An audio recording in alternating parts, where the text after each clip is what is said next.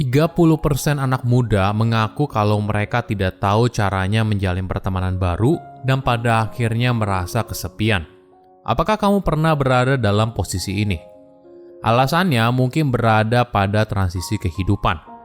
Jika dulu semasa sekolah kita bertemu dengan teman yang sama setiap hari, tapi seiring bertumbuh dewasa, setiap orang mulai punya kehidupannya masing-masing. Tidak aneh jika teman kuliah hanya sebatas teman kuliah, dan teman kerja hanya sebatas teman kerja, tidak lebih tidak kurang. Ketika masanya usai, maka kita mungkin sudah tidak kontak lagi. Situasi ini membuat sebagian anak muda merasa kesepian. Tapi perlu kita sadari, menjadi orang dewasa artinya kita harus belajar untuk menyendiri, dan ini jauh berbeda dengan menjadi kesepian. Kita harus nyaman dengan kesendirian karena pada akhirnya kita akan sendirian. Halo semuanya, nama saya Michael, selamat datang di channel saya, Sikutu Buku. Kali ini saya akan bahas apakah sekarang kita menjadi semakin kesepian. Mungkin puncaknya saat pandemi COVID-19 kemarin, di mana kita dipaksa harus di rumah dan mengurangi atau bahkan memutus kontak fisik dengan orang lain. Bagi sebagian orang, situasi ini sangat menyiksa, dan koneksi digital ternyata tidak cukup untuk memenuhi kebutuhan seorang akan koneksi. Alhasil, banyak orang merasa kesepian dan ini masalah serius. Dalam jangka panjangnya, efeknya bisa berbahaya bagi kesehatan apabila tidak ada penanganan yang dilakukan. Menariknya, setiap orang merasakan efek kesepian yang berbeda. Menurut riset di Amerika Serikat, Gen Z dan Millennials merasa paling kesepian jika dibandingkan dengan Gen X dan Boomers. Efek kesepian meningkat 2 kali lipat lebih tinggi bagi mereka yang tidak punya pekerjaan. Namun bagi seorang dengan penghasilan tinggi, justru lebih kesepian daripada orang dengan penghasilan lebih rendah. Tidak heran jika kamu mendengar berita kalau di dunia barat sekarang sedang mengalami epidemi kesepian. Jumlah orang yang merasa kesepian terus meningkat sepanjang beberapa puluh tahun terakhir. Kesepian tidak bisa dianggap sebagai sesuatu yang sepele. Peneliti mengungkapkan, efek perasaan kesepian justru punya efek merusak kesehatan seperti halnya kamu merokok 15 batang sehari. Pada tahun 2018, pemerintah United Kingdom menunjuk Menteri Urusan Kesepian. Ini menunjukkan kalau kesepian tidak lagi dipandang sebelah mata dan sudah dianggap sebagai masalah yang serius. Seseorang merasa kesepian ketika kebutuhan sosialnya tidak terpenuhi, entah dari intensitas atau kualitas hubungan sosialnya. Jadi, ada gap antara kebutuhan dalam diri dan realita yang kamu jalani. Ibaratnya, ini seperti sebuah expectation game. Jika kamu tidak punya ekspektasi untuk memiliki hubungan sosial yang intim dengan seseorang, maka kamu tidak akan merasa kesepian.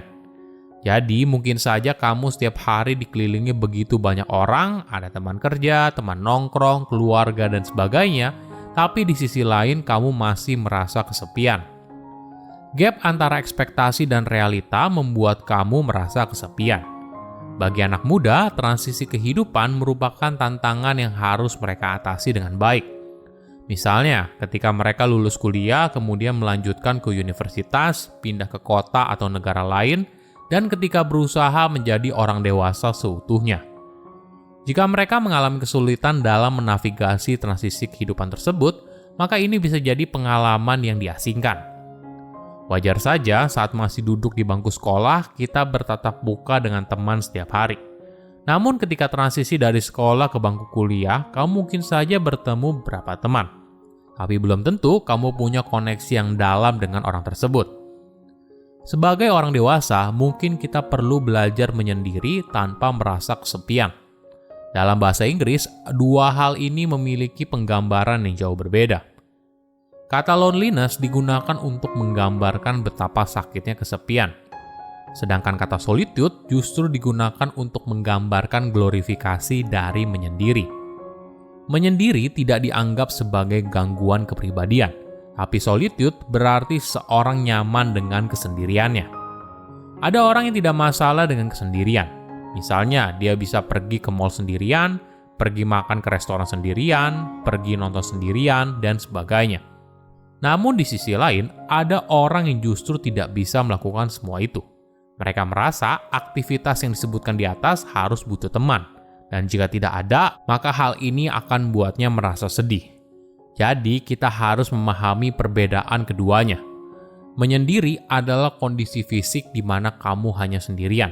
Sedangkan kesepian adalah kondisi perasaan di mana kamu merasa terasingkan atau tidak terhubung dengan orang lain. Bahkan ketika orang itu duduk di samping kamu.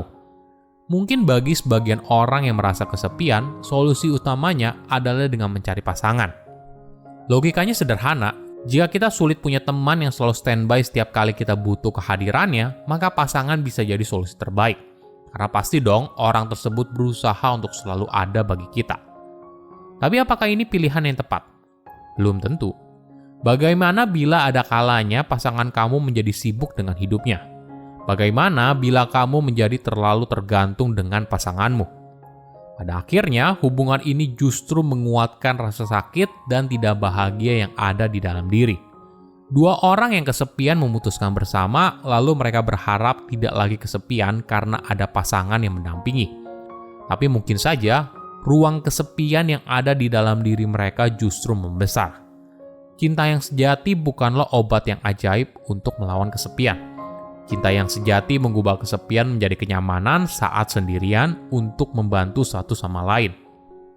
Jika kamu mencintai seorang, kamu tidak berusaha mengisi ruang kesepian dalam dirinya. Tapi kamu membantu dia untuk mengisi ruang kesepian itu dengan usahanya sendiri. Jadi pada akhirnya dia tidak lagi butuh orang lain untuk mengisi ruang tersebut. Karena dia sudah nyaman saat sendirian. Cinta dan kebebasan ibarat dua sayap yang ada pada seekor burung. Jadi ketika kalian berbagi cinta, bukan karena kebutuhan, tapi karena kamu dan pasanganmu memiliki cinta yang lebih.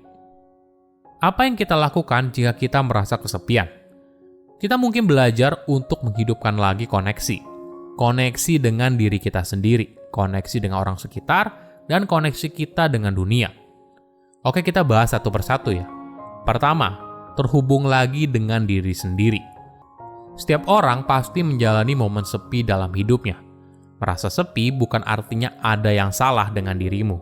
Misalnya, ketika kamu masuk kuliah, memulai bekerja profesional, atau pindah kerja, hal baru bisa terasa begitu menakutkan bagi siapa saja. Jika kamu yang terbiasa dikelilingi orang yang kamu kenal, tapi tiba-tiba saja kamu masuk ke lingkungan baru di mana kamu sendirian, mungkin awalnya terasa aneh. Tapi di sisi lain, kebebasan untuk melakukan apapun sendirian justru punya keindahannya sendiri. Kamu bebas untuk pergi ke tempat yang kamu mau dan sebagainya.